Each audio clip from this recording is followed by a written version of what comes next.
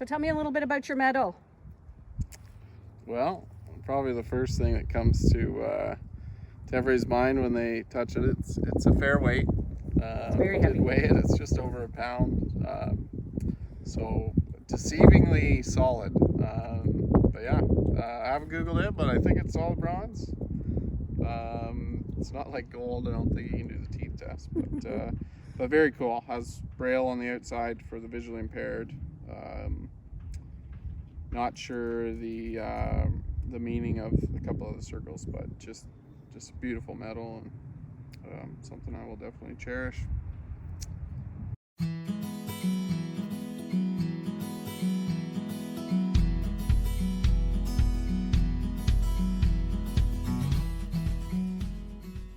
Congratulations, you're wearing your bronze medal from the Beijing Olympics. Tell me about that experience. How did it feel to win that medal? Just a really proud moment. A lot of dedication and hard work that went into making the Team Canada, and then making Team Canada in a Paralympic year. But we just had an amazing team that, especially during this pandemic, made a lot of sacrifices and worked really hard, and we had a great competition, and was fortunate to win the bronze and bring a medal home for Canada. Tell me about the prep going into that. How do you train and prepare for such a monumental event? Yeah, it was a challenge. Like I said, with the pandemic, most of us were just training in our home facilities. Typically, we would get together at camps or competitions to train together. That was just a challenge with the pandemic. Trying to limit our exposure and risk of contracting COVID. So most of the training's done in our home clubs. It was a lot of just practicing on our own, throwing a lot of rocks.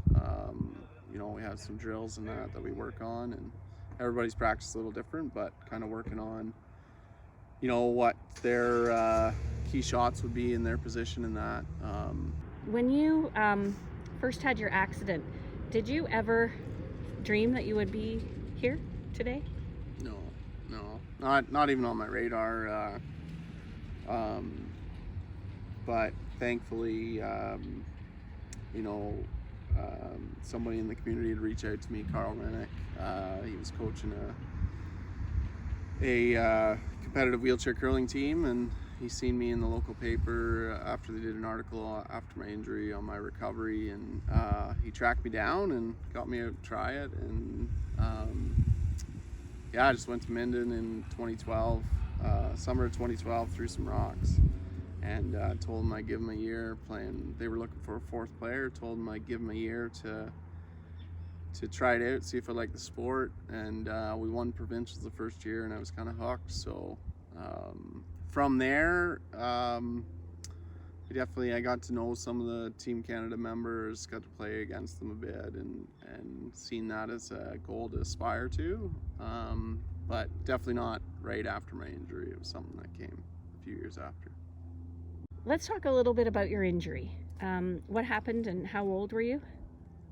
I was 24, August 2008. We had a really bad storm that came in while we were, I was working construction, so we were framing a commercial building in Lindsay, and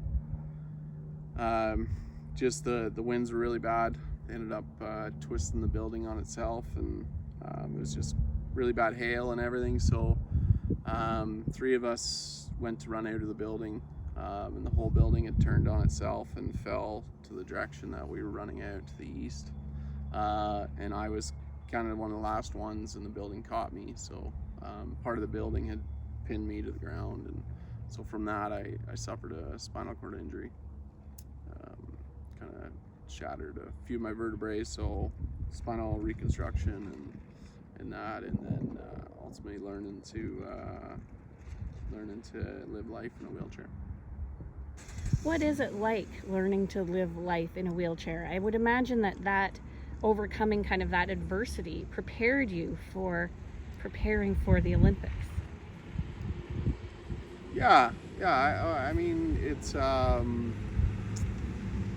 I think there's always challenges in life, but it was probably one of my biggest ones that I went through. But I mean, it's like anything. It's a process of continuing to learn and get better at it, and I'm learning things every day still. Like, I think one of the great things was just met other people in wheelchairs and learned from them who had been in wheelchairs and kind of went through their process of learning too, and you got to learn from other people and kind of adapt it to, because everybody's injury is a little different. You got to adapt it for yourself, and so I think curling was a great thing for that too, because that kind of gave me a bigger peer network of people in wheelchairs, and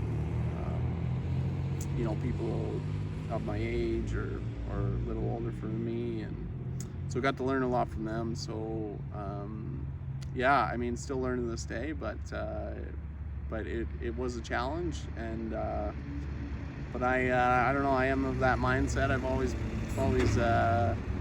liked a challenge. So let's talk a little bit about the financial end of it, because we were talking earlier about that Olympic medal athletes, para-athletes do not get any prize money, right? And that's different. So, but that's kind of changed. Tell me a little bit about that. Yeah, so we were very fortunate to have an independent donor that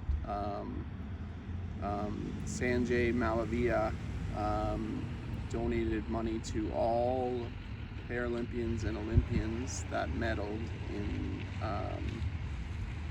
the Tokyo Olympics, Paralympics, and the Beijing Olympics, Paralympics, which is